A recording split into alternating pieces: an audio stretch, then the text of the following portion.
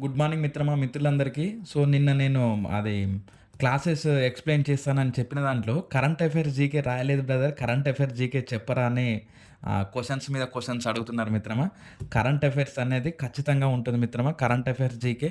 So, చూడండి నేను current affairs ఎక్కడి నుండి దాదాపుగా డైలీ రాస్తాననమాట కరెంట్ అఫైర్స్. దాదాపుగా నేను ఈ కరెంట్ అఫైర్స్‌కే చాలా విషయాలు, చాలా నోట్‌బుక్స్ కంప్లీట్ చేశాను.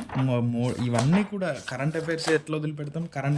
మనం యుద్ధంలోకి వెళ్ళాక నేను ఆయుధం మర్చిపోయాను మళ్ళీ తీసుకొని వస్తానంటే మనల్ని రానివ్వరు. అక్కడే నువ్వు ఆయుధం మర్చిపోయినా, మర్చిపోకున్నా నువ్వు అక్కడ యుద్ధం చేయాల్సిందే, మరణించాల్సిందే. మరణిస్తావా, జయిస్తావా అనేది అది మన మీద డిపెండ్ అయి ఉంటుంది. సో, కాబట్టి ప్రతి అంశము మీకు కరెంట్ అఫైర్స్ దాదాపుగా నేను 3, 4 నోట్స్‌లు రాసేసాను.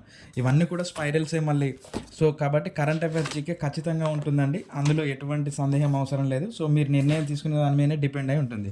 సో, దాదాపుగా ప్రతిదీ కరెంట్ అఫైర్స్ ఎట్లా వదిలిపెడతాం, కరెంట్ అఫైర్స్ ఎక్కడ కూడా వదిలిపెట్టాం. ఇవన్నీ కూడా కంప్లీట్ చేసేసాను.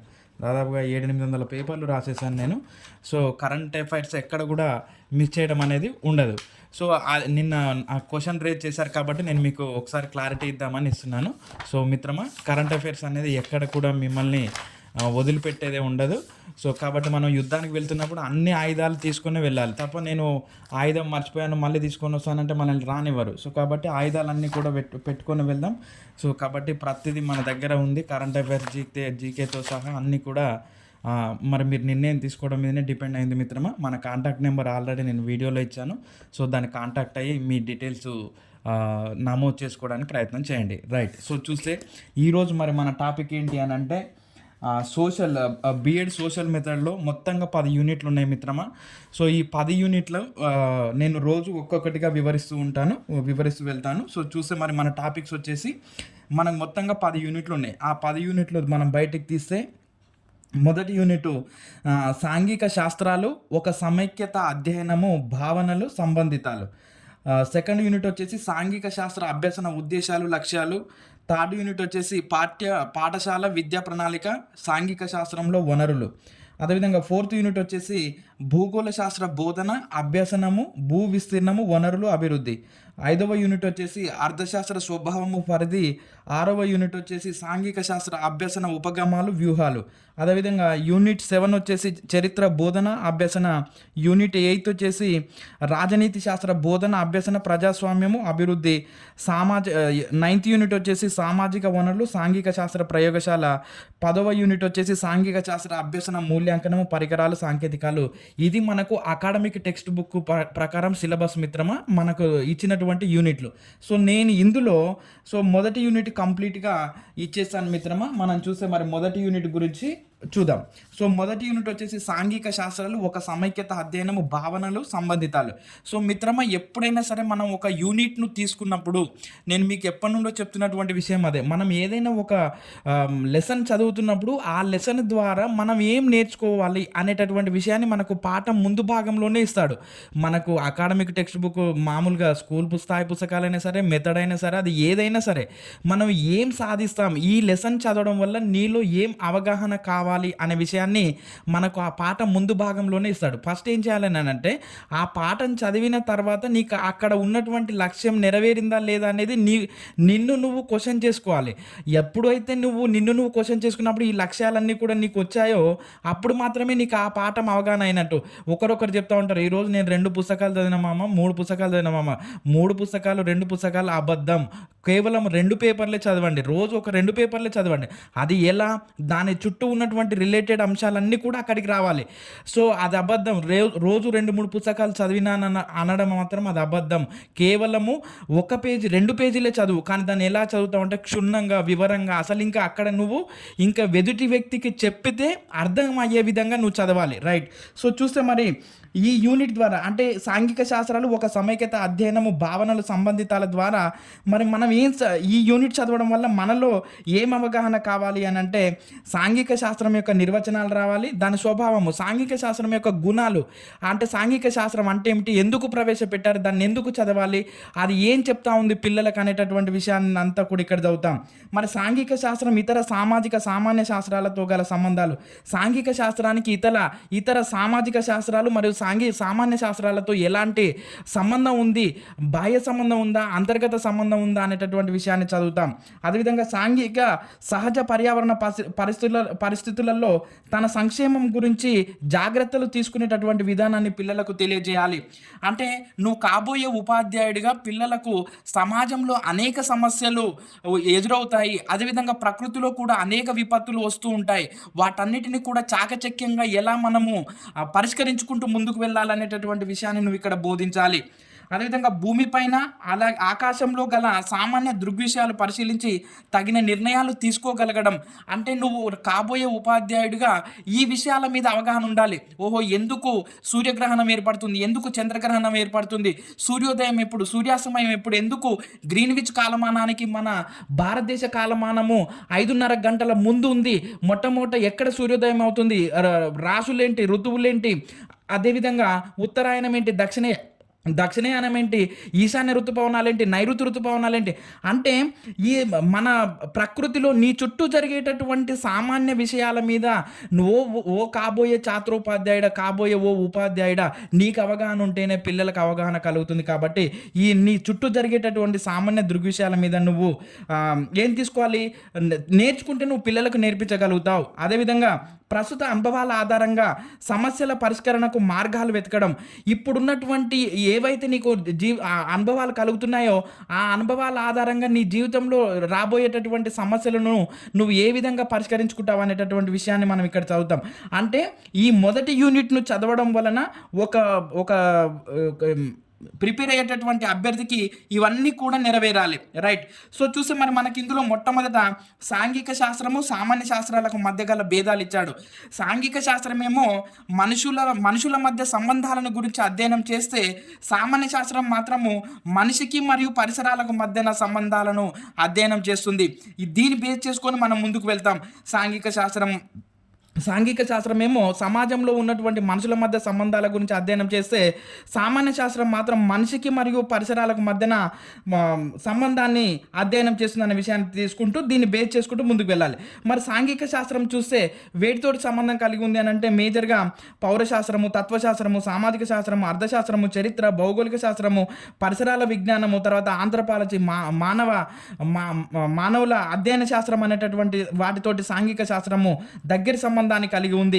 మరి సామాన్య శాస్త్రంలో భాగంగా సామాన్య శాస్త్రం వేటికి దగ్గర సంబంధాన్ని కలిగి ఉందంటే జంతు శాస్త్రంతో, వృక్ష శాస్త్రంతో, జీవశాస్త్రంతో, భౌతిక శాస్త్రం, రసాయనిక శాస్త్రం, భూగోళ శాస్త్రంతో, వీటన్నిటితో కూడా సామాన్య శాస్త్రము సంబంధాన్ని కలిగి ఉంది.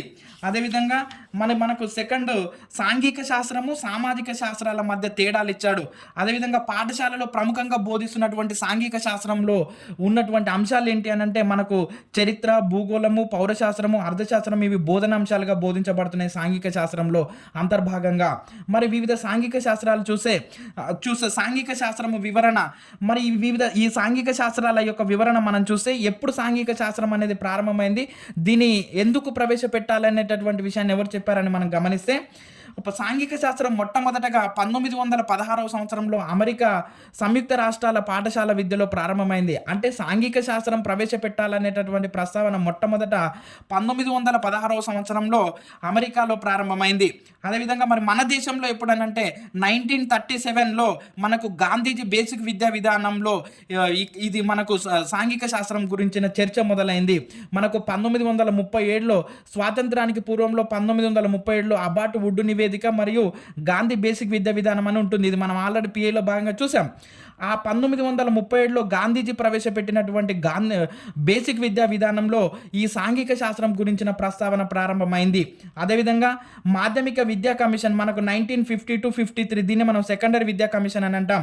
ఈ మాధ్యమిక విద్యా కమిషన్ 1952-53 సూచనలతో మన దేశ విద్యా ప్రణాళికలో దీనికి స్థానం కల్పించబడింది. ఇక్కడనేమో చర్చ మొదలైంది గాంధీజీ బేసిక్ విద్యా విధానంలో. మాధ్యమిక విద్యా కమిషన్లో మాత్రము మాధ్యమిక విద్యా కమిషన్ యొక్క సూచనలతో మన దేశ విద్యా ప్రణాళికలో సాంఘిక శాస్త్రానికి స్థానం కల్పించబడింది అనేటటువంటి విషయాన్ని పేర్కొన్నాడు. అదేవిధంగా కొఠారి కమిషన్ విద్యార్థులకు పరిసరాలను పరిచయం చేసింది. అయ్యా, ఓన్లీ సాంఘిక శాస్త్రమే కాదు, ఆ సాంఘిక శాస్త్రానికి అనుబంధంగా పరిసరాలను కూడా పరిచయం చేయండి పిల్లలకు అనేటటువంటి విషయాన్ని మనకు 1964-66లో వచ్చినటువంటి కొఠారి కమిషన్ సూచనలు చేసింది. అదేవిధంగా మరి ఈ సాంఘిక శాస్త్రం చదవడం వలన మరి పిల్లవాడికి ఏం అలవడుతుంది అని అంటే సమాజం పట్ల బాధ్యతను పెంచుతుంది. సమాజం పట్ల ఏ విధంగా వ్యవహరించాలి, సమాజంతో ఎలాంటి సత్సంబంధాలను కలిగి ఉండాలనేటటువంటి విషయాన్ని పిల్లవాడికి తెలుస్తుంది. అదేవిధంగా సామాజిక అనుభవాన్ని పెంచుతుంది. విద్యార్థికి సామాజిక ప్రమాణాలను తెలియజేస్తుంది. సమాజం యొక్క మార్పును, సంస్కృతి సంప్రదాయాలను తెలియజేస్తుంది ఈ సాంఘిక శాస్త్రం చదవడం వల్ల పిల్లలలో. అంటే చూడండి, ఈ సాంఘిక శాస్త్రం చదవడం వల్ల పిల్లలలో సమాజం పట్ల బాధ్యత పెరుగుతుంది, సామాజిక అనుభవాలు కలుగుతాయి, విద్యార్థికి సామాజిక ప్రమాణాలను తెలియజేస్తుంది. అదేవిధంగా సమాజంలో ఎలాంటి మార్పులు జరుగుతూ ఉన్నాయి, ఎలాంటి పరిణామాలు వస్తూ ఉన్నాయి అనేటటువంటి విషయాన్ని అంతా కూడా సాంఘిక శాస్త్రం చదవడం వల్ల పిల్లలలో కలిగేటటువంటి అనుభవాలు ఇవన్నీ కూడా. మరి చూస్తే తర్వాత మనకు పౌరశాస్త్రం ఇచ్చాడు. పౌరశాస్త్రంలో భాగంగా మరి పౌరశాస్త్రం ఏం చెప్తుందంటే విద్యార్థులను మంచి పౌరులుగా తీర్చిదిద్దడం, చట్టం, న్యాయం, లౌకికత్వం, ప్రజాస్వామ్యం, హక్కుల అభివృద్ధి, విద్యార్థులకు సమాజం పట్ల బాధ్యతను పెంపొందించడం, ఇవన్నీ కూడా పౌరశాస్త్రంలో భాగంగా చదువుతాం. పౌరశాస్త్రం అంటేనే మనకు రాజనీతి శాస్త్రం అని అంటాం. అంటే ప్రజాస్వామ్యం, హక్కులు, చట్టము, న్యాయము, అసలు సుప్రీంకోర్టు ఏంటి, హైకోర్టు ఏంటి, అదేవిధంగా మనకు రాష్ట్రపతి ఏంటి, ఇదంతా కూడా మనం ఇక్కడ చదువుతాం. అంటే పాలనకు సంబంధించిన విషయాలన్నీ కూడా మనం ఈ పౌరశాస్త్రంలో భాగంగా చదువుతాం. అర్థశాస్త్రంలో భాగంగా ఆర్థిక అంశాలు, బడ్జెట్లు, కుటుంబము, ఉత్పత్తి, వినిమయము, ఆర్థిక అభివృద్ధి అంటే ఏంటి, పెరుగుదల అంటే ఏంటి, పట్టణీకరణ ఏంటి, నగరీకరణ ఏంటి, ఇవన్నీ విషయాలన్నీ కూడా మనం అర్థశాస్త్రంలో చదువుతాం. జీడిపి, పన్నులు, వ్యాటులు, ట్యాక్సులు, ఇవన్నీ కూడా మనము అర్థశాస్త్రంలో భాగంగా చదువుతాం. మరి భౌగోళిక శాస్త్రంలో భాగంగా భౌగోళిక నైసర్గిక స్వరూపాలు, మనకు భారతదేశంలో భౌగోళిక నైసర్గిక స్వరూపాలు హిమాలయాలు, గంగా సింధు మైదానము, అదేవిధంగా ద్వీపకల్ప పీఠభూములు, ఎడారులు, తీర మైదానాలు, ఇవన్నీ కూడా మనం తీర ప్రాంతాలు ఇవన్నీ కూడా చదివాం. పశ్చిమ కనుమలు, తూర్పు కనుమలు, ఇవన్నీ కూడా ఈ భౌగోళిక శాస్త్రంలో భాగంగా ఈ నైసర్గిక స్వరూపాల గురించి అధ్యయనం చేస్తారు పిల్లలు. అదేవిధంగా ప్రకృతిలో లభించే నిర్జీవ అంశాలను గురించి కూడా భౌగోళిక శాస్త్రం తెలుపుతుంది. అసలు జీవాంశాలకు నిర్జీవాంశాలకు మధ్య తేడా ఏంటి, జీవాంశాలు ఏం చేస్తాయి, నిర్జీవాంశాలు ఏం తెలియజేస్తాయి అనేటటువంటి విషయాన్ని అంతా కూడా మనకు భౌగోళిక శాస్త్రంలో చదువుతారు పిల్లలు. అదేవిధంగా చరిత్ర చూస్తే, చరిత్ర అంటే ఏంటి అని అంటే గతించినటువంటి విషయాలను ఆధారాలతో నిరూపించేదే చరిత్ర. మనము చరిత్ర ఎక్కడి నుంచి మిత్రమా, వేదకాలం నుండి తీసుకుంటూ ఎక్కడి దాకా 1947 వరకు వచ్చాం మిత్రమా, యూరోపియన్ల రాక వరకు. అది ఆల్రెడీ ఒక వీడియోలో నేను ఇచ్చాను, అది చూడండి మిత్రమా. దాదాపుగా చాలామంది కూడా SIPC వల్ల మేజర్గా ఆ వీడియో చూడండి మిత్రమా. ఆ హిస్టరీ మీద ఒక క్లారిటీ వస్తుంది గ్రూప్స్ ప్రిపేర్ అయ్యే వాళ్ళంతా కూడా. రైట్, చూస్తే మరి సాంఘిక శాస్త్రం యొక్క స్వభావం ఇచ్చాడు. అదేవిధంగా సాంఘిక శాస్త్రం యొక్క పరిధి ఏంటి అని అంటే ఇది కుటుంబం నుంచి మొదలై అంతర్జాతీయం వరకు ఉంటుంది దీని యొక్క పరిధి. సాంఘిక శాస్త్రం అనేది మన నిత్య జీవితంలో ఎక్కడ ప్రారంభమవుతుందంటే కుటుంబం నుంచి ప్రారంభమై అంతర్జాతీయం వరకు విస్తరించి ఉంది అనేటటువంటి విషయాన్ని, సాంఘిక శాస్త్రం అనేది ఒక మహాసముద్రం లాంటిది, దాని ఆరంభం కానీ అంతం కానీ మనము వివరించలేము అనేటటువంటి విషయాన్ని మనకు అకాడమిక్ టెక్స్ట్ బుక్లో పేర్కొన్నాడు. చూడండి, సాంఘిక శాస్త్రం యొక్క పరిధి అంట కుటుంబం నుంచి ప్రారంభమై అంతర్జాతీయ స్థాయి వరకు ఉంటుంది. అదేవిధంగా దాని ఆరంభం కానీ అంతం కానీ మనం చెప్పలేమనే విషయాన్ని కూడా చెప్తున్నాడు. ఆ విధంగా మరి సాంఘిక శాస్త్రం ఇతర సామాజిక శాస్త్రాలు చూస్తే సాంఘిక శాస్త్రము భూగోళ శాస్త్రంతో గల సంబంధం ఏంటి? భూగోళ శాస్త్రంని మనం ఇంగ్లీష్లో జియోగ్రఫీ అని అంటాం. జియోగ్రఫీ అనేటటువంటి పదము జియో ప్లస్ గ్రాఫియన్ అనేటటువంటి రెండు గ్రీకు భాష పదాల నుంచి వచ్చింది. జియో అంటే భూమి, గ్రాఫియన్ అంటే అధ్యయనం. అంటే భూమి గురించి అధ్యయనం చేసే శాస్త్రాన్ని మనము ఏమంటాము, భూగోళ శాస్త్రం అని అంటాం. అదేవిధంగా సాంఘిక శాస్త్రానికి చరిత్రకు మధ్య సంబంధం ఏంటి? చరిత్ర అనేను మనము హిస్టరీ అని అంటాం ఇంగ్లీష్లో. హిస్టరీ అనేటటువంటి ఆంగ్ల పదం హిస్టోరియా అనేటటువంటి గ్రీకు భాష పదం నుంచి వచ్చింది. హిస్టోరియా అనగా అర్థము అన్వేషణ అని అర్థం. అంటే దేని గురించి అన్వేషణ? గతించినటువంటి విషయాల గురించి, ఎందుకు జరిగింది, ఎలా జరిగింది, ఎప్పుడు జరిగింది, ఎవరు చంపారు, ఎక్కడ చంపారు, ఈ విషయాలన్నిటిని కూడా అన్వేషించేదే మనకు చరిత్ర అనేటటువంటి విషయాలను చూస్తాం. అదేవిధంగా మరి సాంఘిక శాస్త్రానికి పౌరనీతి శాస్త్రానికి మధ్య సంబంధం ఏంటి అని అంటే ఈ పౌరనీతి శాస్త్రాన్ని మనము సివిక్స్ అని అంటాం. ఈ సివిక్స్ అనేటటువంటి ఆంగ్ల పదము సివిటాస్ అనేటటువంటి లాటిన్ భాష పదం నుంచి వచ్చింది. సివిటాస్ అంటే అర్థం ఏంటి అని అంటే లాటిన్ భాషలో పురము లేదా రాజ్యము అని అర్థము. అంటే ఎలా ఒక రాజ్యాన్ని రాజ్యాన్ని ఎలా పరిపాలించాలి అనేటటువంటి విషయాన్ని మనం పౌరనీతి శాస్త్రంలో చదువుతాం. అదేవిధంగా సాంఘిక శాస్త్రానికి అర్థశాస్త్రానికి మధ్య సంబంధం చూస్తే దీన్ని మనము ఎకనామిక్స్ అని అంటాం. ఈ ఎకనామిక్స్ అనేటటువంటి ఆంగ్ల పదము ఓకియోనోమస్ అనేటటువంటి గ్రీకు భాష పదం నుంచి వచ్చింది. ఓకియోనోమస్ అనగా గృహ నిర్వహణ అధికారం. అంటే ఒక ఆర్థిక విషయాలను మనం ఎలా దాన్ని క్రమబద్ధం చేసుకోవాలి, మన పొదుపు ఏంటి, మన లాభం ఏంటి, మన ఖర్చు ఎంత, మన వ్యయం ఎంత అనేటటువంటి విషయాన్ని అంతా కూడా అర్థశాస్త్రంలో భాగంగా చదువుతాం. సాంఘిక శాస్త్రానికి సమాజ శాస్త్రానికి మధ్య సంబంధం ఇవన్నీ కూడా సాంఘిక శాస్త్రానికి ఇతర సామాజిక శాస్త్రాలతో సంబంధాన్ని ఇచ్చాడు. అదేవిధంగా ఏకీకృత వివిధ విజ్ఞాన శాస్త్రాలు పరస్పర ఆధారితాలు అంతర్గతంగా అంటే ఏంటి, సాంఘిక శాస్త్రంలో ప్రధాన అంశాలు ఇవి అంతర్గతంగా సంబంధాన్ని కలిగి ఉంటాయి. జాగ్రఫీ, హిస్టరీ, సివిక్స్, ఎకనామిక్స్ ఇవన్నీ కూడా సాంఘిక శాస్త్రంలో ప్రధాన అంశాలుగా ఉన్నాయి.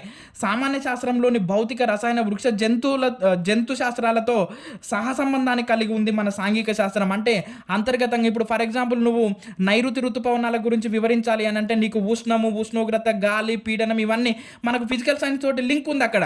అలా అదేవిధంగా మనం అడవుల గురించి చెప్పాలి అని అంటే నీకు అందులో మొక్కల వేర్లేంటి, కాండం ఏంటి, పత్రం ఏంటి, పత్రహరితం ఏంటి, అసలు సతతారితం అంటే ఏంటి, అది క్లోరోఫిల్ లేకపోతే ఏమవుతుంది, ఆ మొక్కలు ఏ విధంగా ఉత్పత్తిదారులుగా ఉన్నాయి అనే విషయాన్ని అంతా కూడా నువ్వు చెప్పాలి అని అంటే వృక్షశాస్త్రం మీద నీకు అవగాహన ఉండాలి. అదేవిధంగా మనకు రబ్బర్ ఉంటుంది, ఇనుము, మనకు లోహ శాస్త్రం చదవాలి. ఇక్కడ మనం సిమెంట్ పరిశ్రమ చదివేటప్పుడు సున్నపు రాయి, సిమెంట్ ఇవంతా చెప్పాలి. నీకు రసాయన శాస్త్రంలో సున్నపు రాయి ఫార్ములా కావాలి, కాల్షియం కార్బోనేట్ ఇవన్నీ కూడా. అంటే అది ఏదో ఒక రకంగా సామాన్య శాస్త్రంలోని అంశాలతో కూడా అది సంబంధాన్ని కలిగి ఉంది సాంఘిక శాస్త్రం అనేటటువంటి విషయాన్ని చెప్పాడు.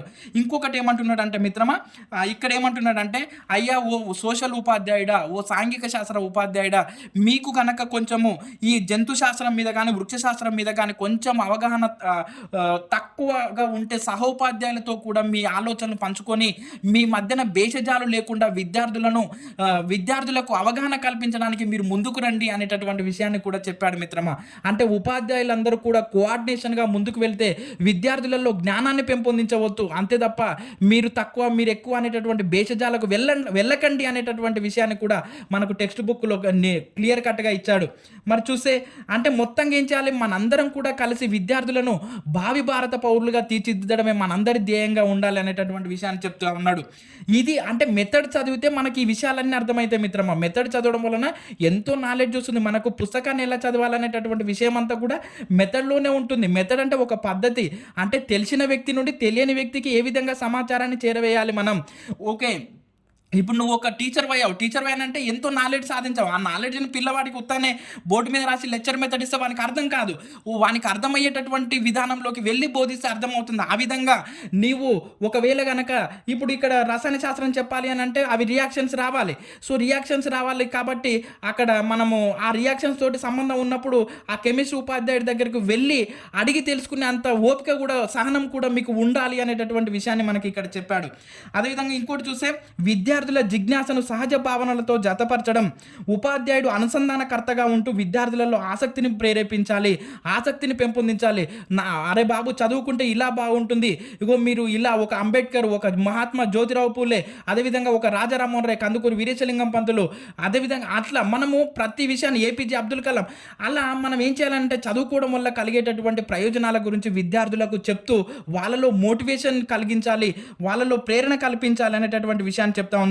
అదేవిధంగా పర్యావరణము విద్యార్థులకు జిజ్ఞాసను పర్యావరణం పట్ల విద్యార్థులకు ఇంట్రెస్ట్ని కల్పించాలి. అంటే ఆ పర్యావరణం బాగుంటే, మన చుట్టూ పరిసరాలు బాగుంటే మనం కూడా జాగ్రత్తగా ఉంటాం, ఆరోగ్యంగా ఉంటాం అనేటటువంటి విషయాన్ని చెప్పాలి.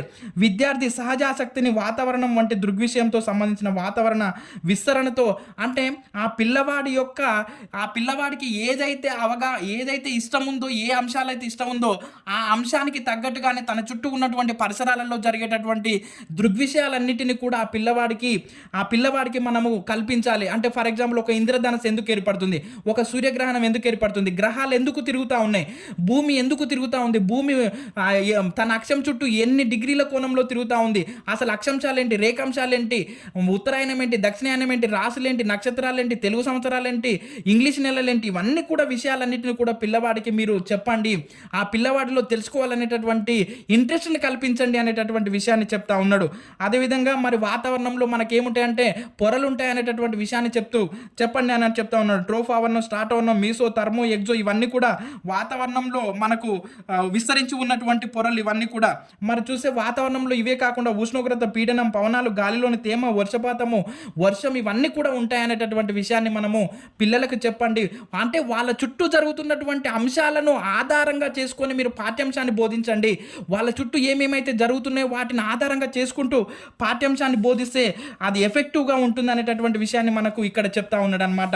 మరి చూస్తే విద్యార్థుల సహజ ఆసక్తి ఎక్కడెక్కడ వాళ్ళలో ఉన్నటువంటి సహజ ఆసక్తిని ఎక్కడికి మరల్చాలని అంటే అడవులు, జంతువులు, మొక్కల గురించి తెలుసుకునే విధంగా వాళ్ళను ప్రోత్సహించాలి. అదేవిధంగా అడవులేంటి, అడవుల రకాలేంటి, అడవులను మనం భూమాత ఊపిరితిత్తులు అని అంటాం. ఎందుకు మరి మనకు ఊపిరితిత్తులు మన శరీరంలో ఉన్నాయి, భూమాత కంటే భూమికే ఊపిరితిత్తులు అంటే అడవులు అంటే ఇది 7th క్లాస్ జనరల్ సైన్స్లో ఉంది చూడండి మిత్రమా. అలా అడవులను భూమాత ఊపిరితిత్తులని ఎందుకు అంటారు, అనాల్సిన అవసరం ఏముంది అనేటటువంటి విషయాన్ని అంతా కూడా మనం చెప్పాలి. అడవులు రకాలేంటి, అడవుల యొక్క ఉపయోగాలు, అదేవిధంగా మొక్కలు ఉత్పత్తిదారులుగా ఎలా ఉన్నాయి అంటే తమ ఆహారాన్ని తామే తయారు చేసుకుంటున్నాయి కాబట్టి అవి స్వయం పోషకాలని అంటాం. మొక్కలను తింటున్నటువంటి జంతువులు అవి వినియోగదారులుగా ఉన్నాయి. అందులో ప్రాథమిక వినియోగదారులు, ద్వితీయ, తృతీయ, అదే విధంగా విచ్ఛిన్నకారులు ఇవన్నీ కూడా మనకు ఆహారపు గొలుసులో చదువుతాం, ఆహారపు జాలకంలో చదువుతాం. ఈ విధంగా మనకు అడవులు, మొక్కల గురించి పిల్లలకు అవగాహన కల్పించండి.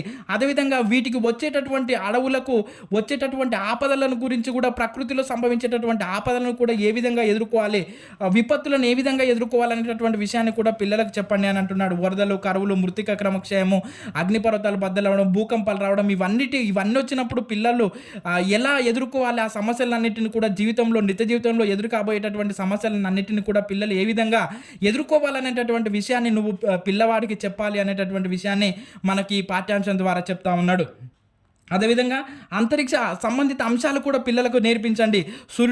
సూర్యుడు, నక్షత్రాలు, గ్రహాలు, తోకచుక్కలు, అదేవిధంగా మనకు ఇస్రో ఏంటి, నాసా ఏంటి, అదేవిధంగా మనకు సతీష్ ధావన్ స్పేస్ సెంటర్లో పిఎస్ఎల్వి ఏంటి, జిఎస్ఎల్వి ఏంటి, ఎందుకు సతీష్ ధావన్ స్పేస్ సెంటర్ నుండే ఎక్కడ తయారు చేసినా సరే యాక్చువల్గా మనకు ఇస్రో హెడ్ క్వార్టర్ బెంగళూరులో ఉంది.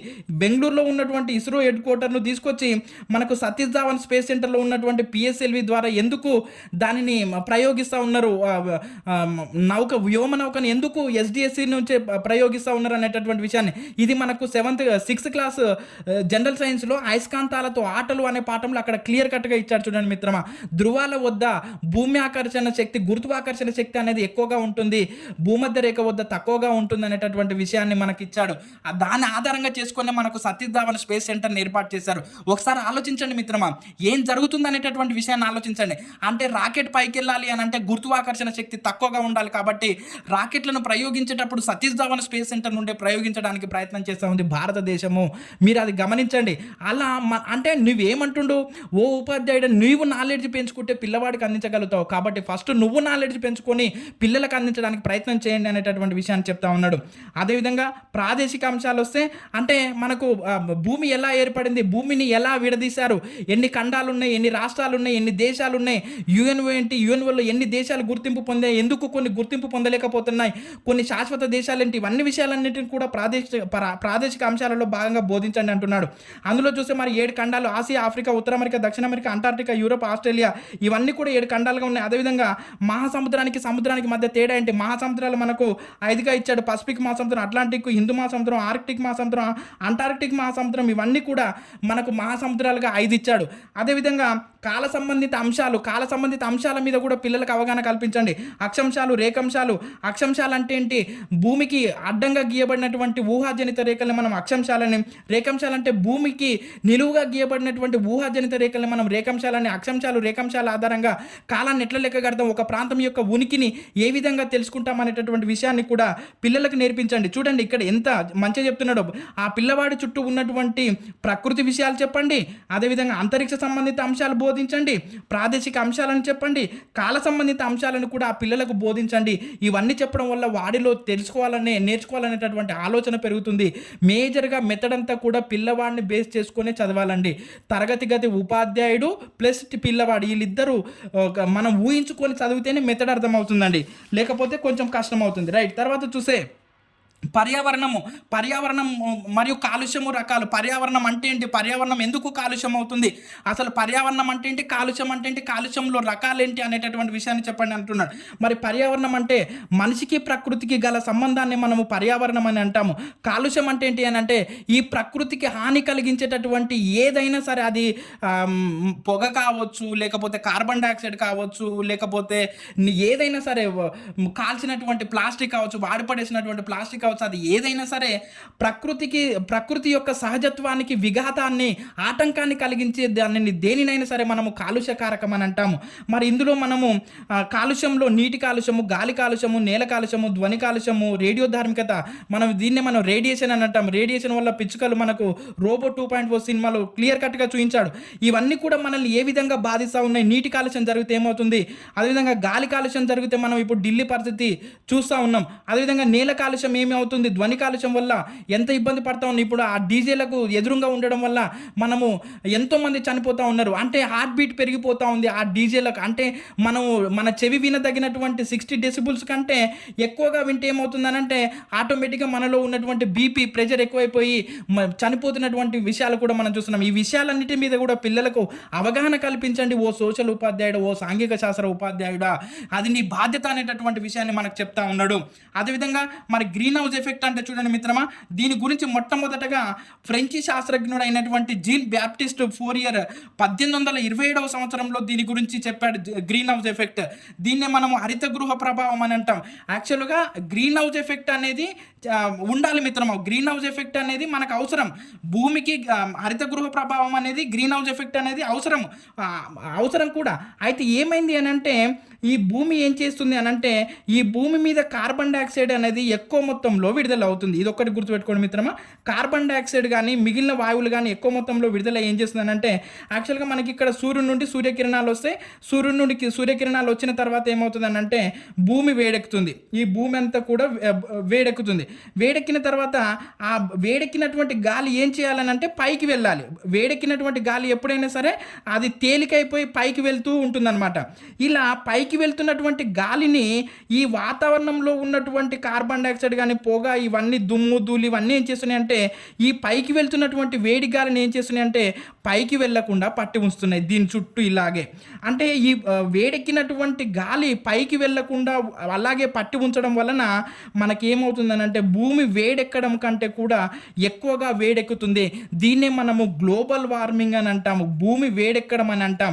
అంటే గ్రీన్ హౌస్ ఎఫెక్ట్ కావలసినటువంటిది అది దేనికి దారితీస్తుందంటే గ్లోబల్ వార్మింగ్కు, భూగోళం వేడెక్కడం అనేటటువంటి దానికి దారితీస్తుంది అనేటటువంటి విషయాన్ని మనకు ఫ్రెంచి శాస్త్రజ్ఞుడైనటువంటి జీన్ బ్యాప్టిస్ట్ ఫోరియర్ 1827వ సంవత్సరంలోనే చెప్పాడు. మరి మనకు ఇలా ఈ సూర్యుడి నుండి వచ్చేటటువంటి కిరణాల వల్ల భూమి వేడెక్కుతుంది.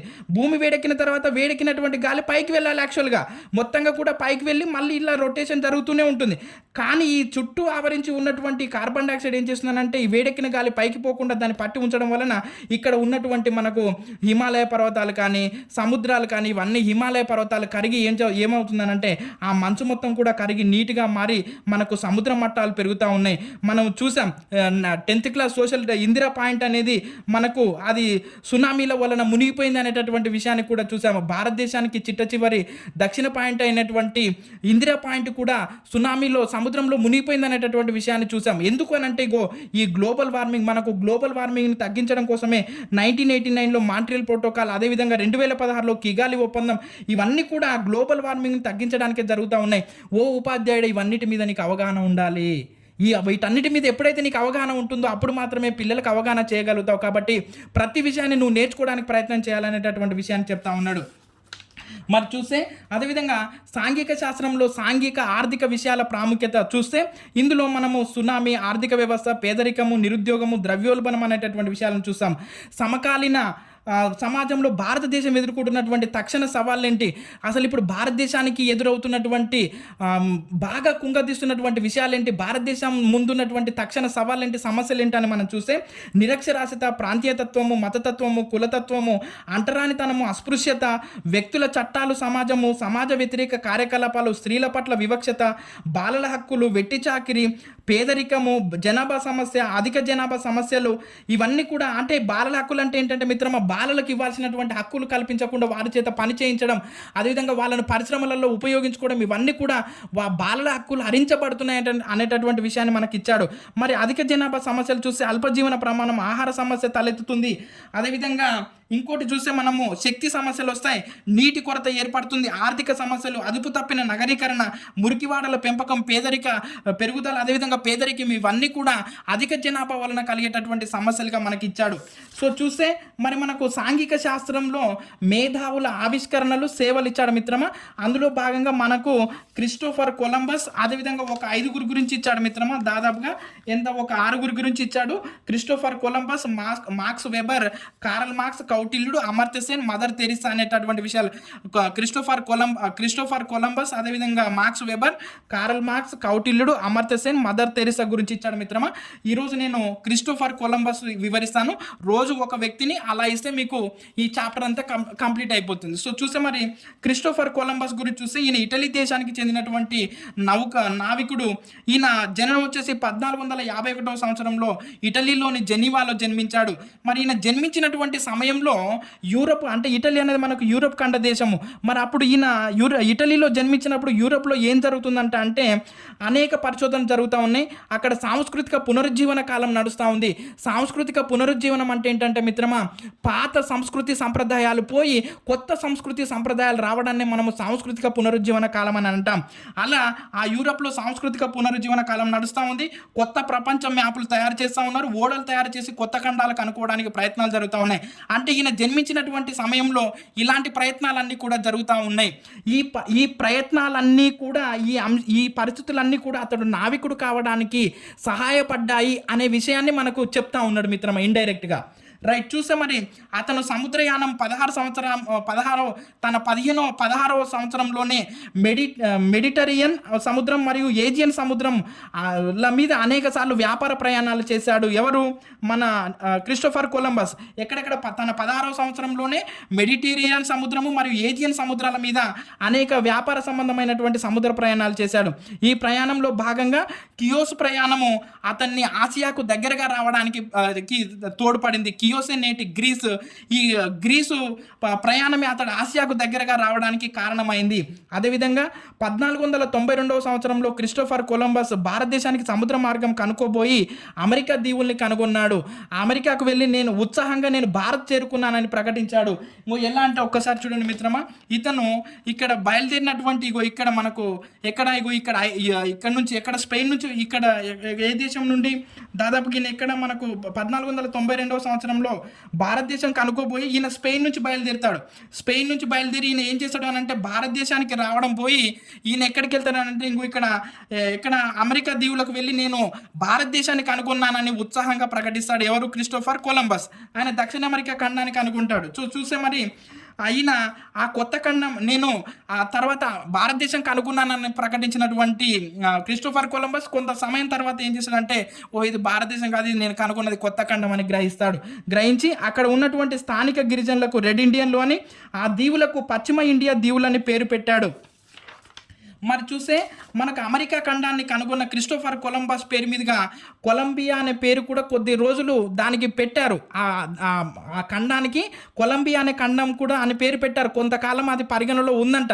కానీ నేడు మాత్రము ఆ కొలంబియా అనేటటువంటి పేరును ఆ దక్షిణ అమెరికా ఖండంలో ఉన్నటువంటి ఒక దేశానికి పరిమితం చేశారు. అంటే ప్రారంభంలో ఒక ఖండానికి ఉన్నటువంటి పేరును తర్వాత ఏం చేశారు అని అంటే ఆ ఖండంలో దక్షిణ అమెరికా ఖండంలో ఉన్నటువంటి ఒక దేశానికి మాత్రమే పరిమితం చేశారు ఆ పేరును అనేటటువంటి విషయాన్ని చెప్తున్నాడు. అదేవిధంగా మధ్య ఆసియాలో ముస్లింల ఆధిపత్యం కారణంగా పశ్చిమ తీరం నుంచి భారతదేశము చైనాలకు సముద్ర మార్గాన్ని కనుక్కోవాలని భావించాడు క్రిస్టోఫర్ కొలంబస్. ఎందుకు మధ్య ఆసియాలో ముస్లింల ఆధిపత్యం జరిగిందనంటే ఒక్కసారి గమనించండి మిత్రమా, మనకిక్కడ ఇది యూరప్ ఖండము, ఇది ఆసియా ఖండం, ఇదంతా కూడా. సో ఇక్కడ చూడండి, ఇది యూరప్ ఖండం, ఇక్కడ టర్కీ, ఇరాక్, ఇరాను, తర్వాత ఆఫ్ఘనిస్తాను, కజకిస్తాను, పాకిస్తాన్, ఇవన్నీ కూడా ఏంటి అని అంటే ముస్లిం దేశాలు, ఇవన్నీ కూడా ముస్లిం.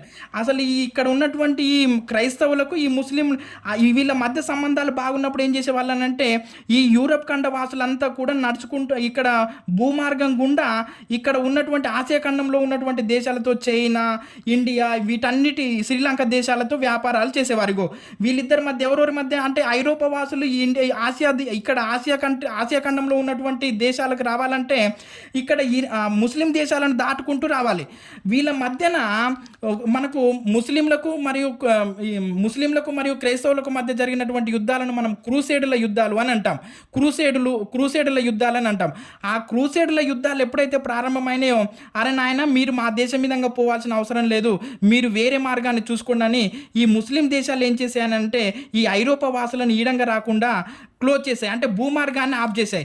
ఇప్పుడు ఐరోపా వాసులు ఖచ్చితంగా ఈ ఆసియా దేశాలతో వ్యాపారం చేయాలి, చేయకుంటే వాళ్ళకు దిగుమతి వస్తువులు కానీ ఎగుమతి వస్తువులు కానీ ఇబ్బంది అవుతుంది. కాబట్టి వీళ్ళు ఏం చేశారు అని అంటే అప్పుడు ఐరోపా వాసులు ఏం చేశారు అని అంటే ఖచ్చితంగా వీళ్ళు భూమార్గాన్ని మూసేసినంత మాత్రాన మనము ఈ ఆసియా దేశాలతో వ్యాపారాన్ని బంద్ చేసుకుంటే దెబ్బతింటాం అనేటటువంటి విషయంతో అప్పుడు ఈ పోర్చుగీస్ ఇవన్నీ ఈ దేశాలన్నీ కూడా ఏం చేశాయనంటే నావికా పాఠశాలను ఏర్పాటు చేసి నావికులను తయారు చేయడం ప్రారంభించాయి.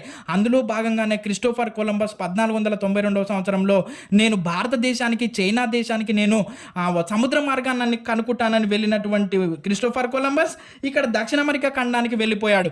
అదేవిధంగా మరి మన భారతదేశానికి సముద్ర మార్గాన్ని కనుగొన్నది మనకు 1498 సంవత్సరంలో మే 17వ తారీఖున ఎవరు అని అంటే మనకు వాస్కోడి గామా ఇక్కడ ఉన్నటువంటి కాలికట్ తీరానికి చేరుకుంటాడు.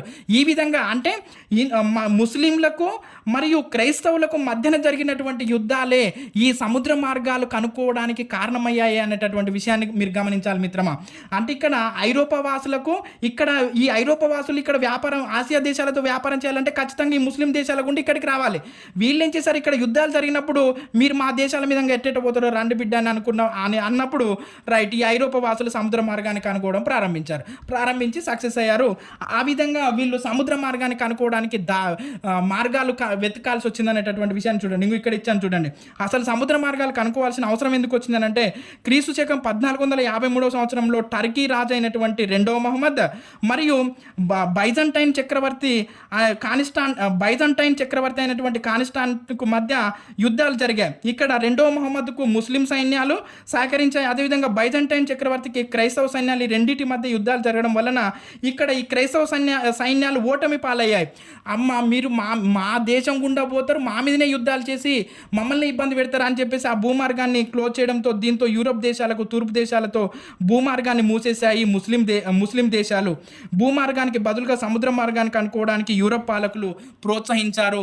ఎట్టి పరిస్థితుల్లో మనము ఆసియా దేశాలతో వ్యాపారం చేయాల్సిందే, మనం ఆసియా దేశాల సైడ్ వెళ్ళాల్సిందని ఆ తపని వాళ్ళలో నావికా పాఠశాలను ఏర్పాటు చేసి సముద్ర మార్గాలు కనుగొనేలా చేసిందనమాట.